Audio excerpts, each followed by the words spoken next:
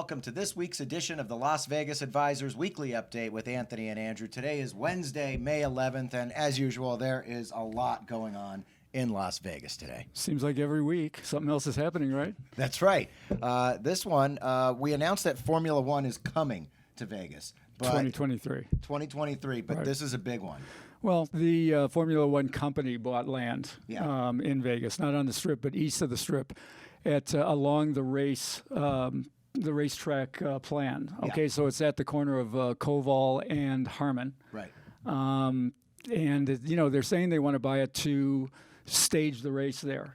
So maybe they'll start the race there. They'll have cars coming in and out and all. But they bought 39 acres. It's a lot. Yeah, and it's not like this doesn't have potential there. About a decade ago, a couple of big casino projects were announced for this acreage. Mm-hmm. One was called the W Resort, and then there was the big George Clooney project. It was called Las Ramblas. Mm-hmm. It was a $3 billion project. It was going to be, retail and casino and hotel and, on and on and on. I think they're going to have condos and the whole thing. Mm-hmm. So, who knows? Are we going to have a Formula One hotel themed hotel coming? That would be pretty interesting. It would be off the Strip. Yeah, I think that would be super cool, especially because they're going to be racing Formula One down the Strip. So there's not going to be a cooler backdrop, in my opinion. Right. Well, this is going to be, like you say, this is going to be the staging area here. Yeah. And then they're going to go around behind down Koval, again past Ellis Island. We always got to mention the steak. Yeah. And then up to past the Sphere and onto the Strip and down the Strip again and then around. 50 laps. Yeah. So it'd be interesting to see what they do with it. I mean, I can't believe they're going to buy $200 million or so they paid for this. That they're going to buy it just to stage a race. Yeah. But that may also portend an ongoing race series coming back again and again to Vegas. Barrels in a lake. What's that about, Anthony?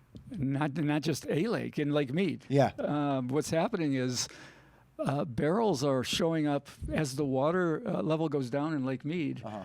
Things are being discovered that were underneath the water for decades and decades. Right. And recently they've discovered 2 barrels, one of which had a body in it. Okay. The other barrel did not have a body, but then a week later, bones from a human body, were found wedged into a shoreline. Ew. Yeah. So what's happening is, as the lake recedes, as the level goes down in water, the secrets are being given up. Right. And this was probably a dumping place for the mob, for mob hits and things of that nature. Oscar Goodman was brought into it. Oscar Goodman commented on this, saying, there's probably a lot of barrels down there, is basically what he said.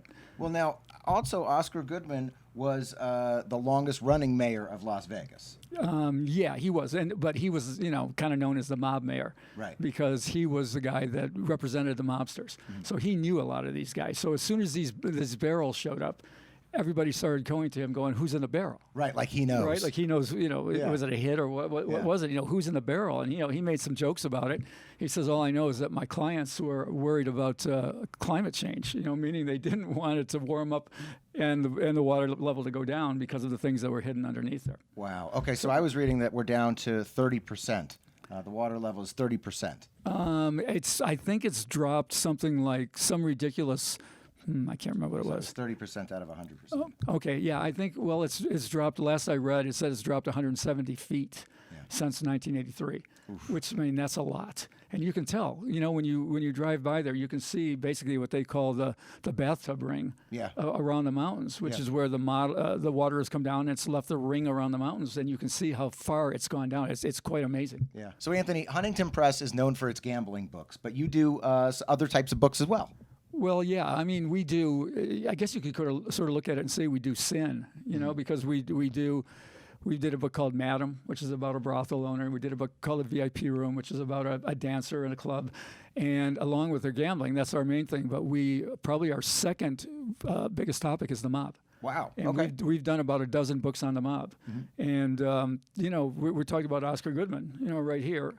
And his book is full of stories like this about all these kind of guys. That's why they're all going to him. Mm-hmm. And, It's And this book is called Of Rats and Men. Of Rats and Men. Yeah, Yeah. the famous title. I've talked about this before on That's the show. right. It's probably the dumbest thing I've ever done in publishing. I'll tell it real quickly again. We talked about it once before, but the author John L. Smith and I were having some beers in a bar, Yeah. talking about the book was about to come out, and we came up with the bright idea that it would be so clever to call it Of Rats and Men. Uh-huh.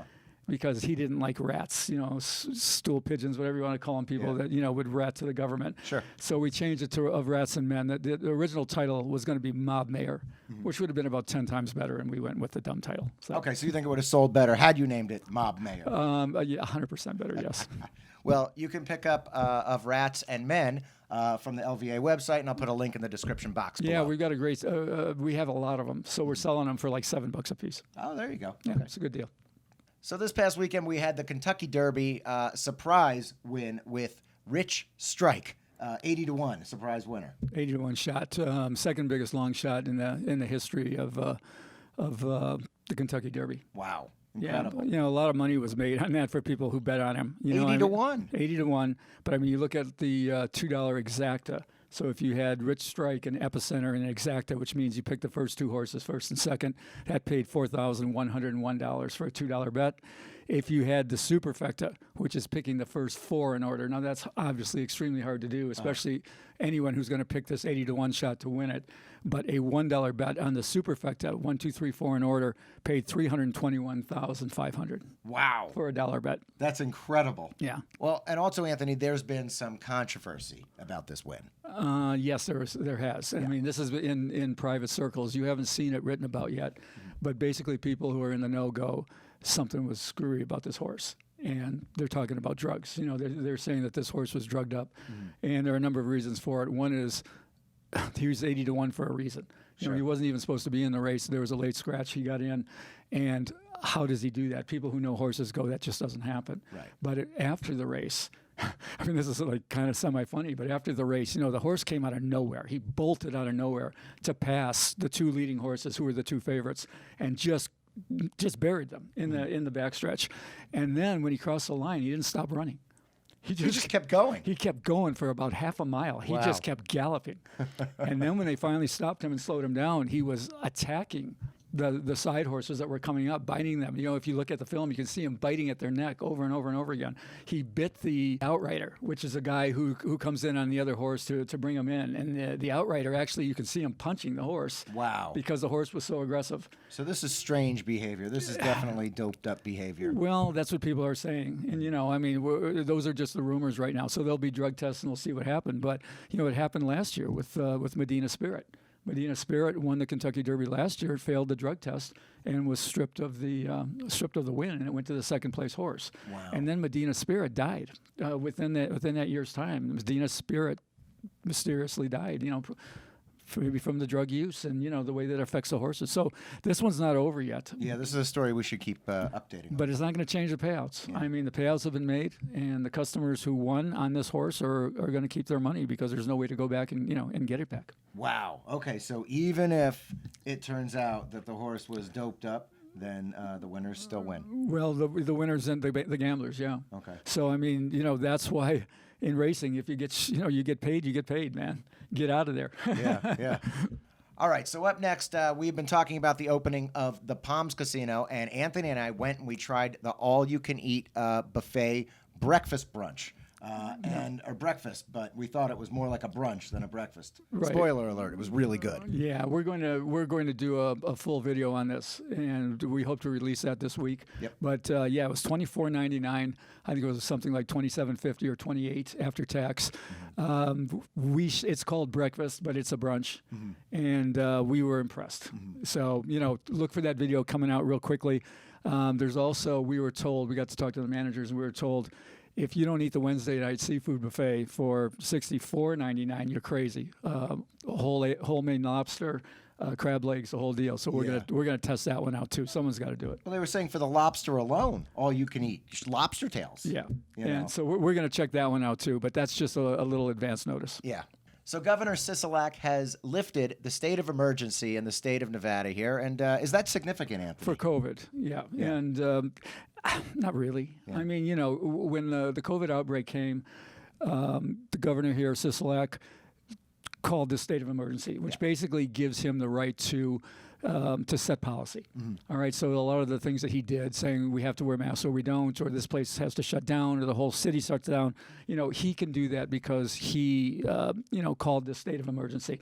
Now, after more than 2 years, he's pulling that, even though all of the restrictions have been already lifted. Right. He's just pulling that, saying essentially it's over, is really what he's saying. Right. Allegiant Stadium followed right up, saying, next year, no masks, no vax required. Right. This year you couldn't get into the stadium if you didn't have vaccination proof. Okay. And so, or have a mask or both or whatever it was. And so, everyone's kind of going, okay, we're kind of done with all this now. So it's important, it's significant for that reason. Okay, so it's important to comment on, and just know if you're coming to Las Vegas, that's where we're at. Yep. And for this week's Jackpot of the Week, from Kyle J. And it's always fun when you have somebody who gets their first royal flush. Yeah, this was his first, another Virgin hit.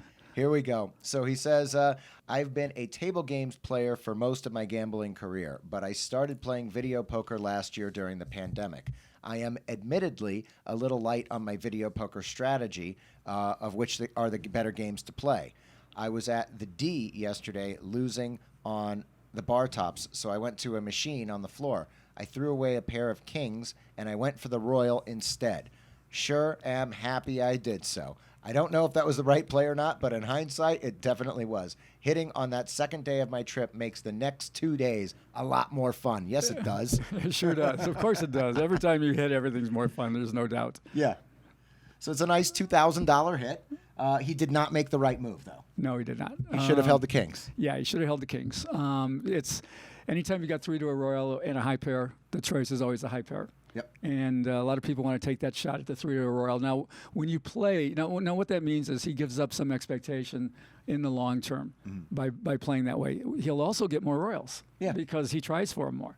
So he'll get more royals, but in the meantime, he'll be losing more in between. Sure. And when it all comes out in the wash, by making the incorrect play, he will have lost more money. But you sure can't yell at a guy when he hits a 50-cent royal for $2,000, right? It's great. It's awesome. And it was at the D downtown where we like to play at the D. It's a cool spot.